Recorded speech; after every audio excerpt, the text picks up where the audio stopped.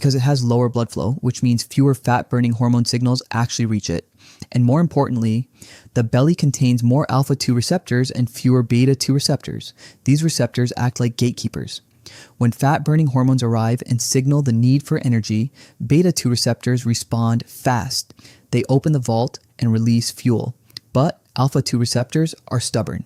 They say, hold on, we might need this later, and keep the vault locked.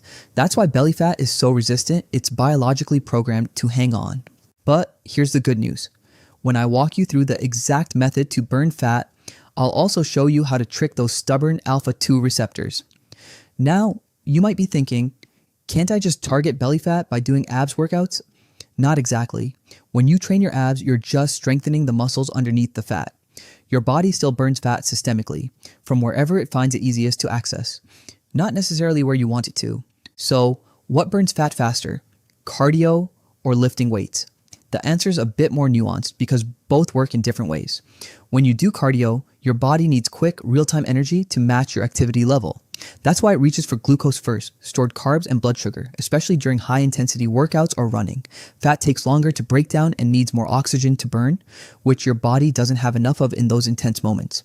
Now, you might be wondering, if cardio doesn't burn fat during the workout, then what's the point? Here's the truth. It absolutely does burn fat, but not instantly. Once you finish your cardio session, your body notices a big drop in glucose levels. That's when it kicks into recovery mode and triggers the afterburn effect. To restore balance, it starts aggressively burning fat, even while you're resting, sitting, or sleeping. Now, when it comes to weightlifting, the story's a little different. It's not primarily meant to burn fat, it's meant to protect your muscle from being burned during the fat loss process, especially after cardio. When you keep your muscles active, your body recognizes their value and holds on to them. But if you don't, your body sees them as unnecessary and starts breaking them down for energy. That's why it's so important to combine both cardio and strength training in the right balance, which I'll be sharing with you soon if you want to lose fat while keeping that clean, sculpted shape.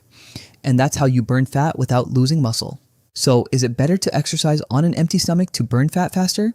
The short answer is yes, absolutely.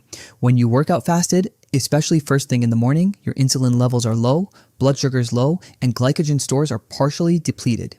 That means your body taps directly into its backup fuel source, fat. But here's the catch. It works best with low to moderate intensity workouts.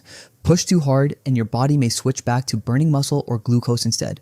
With weightlifting or high intensity interval training, working out on an empty stomach can actually backfire. You'll feel weak, lose performance, and in some cases even feel lightheaded, so it's not the best option for everyone. The smarter approach, eat something light,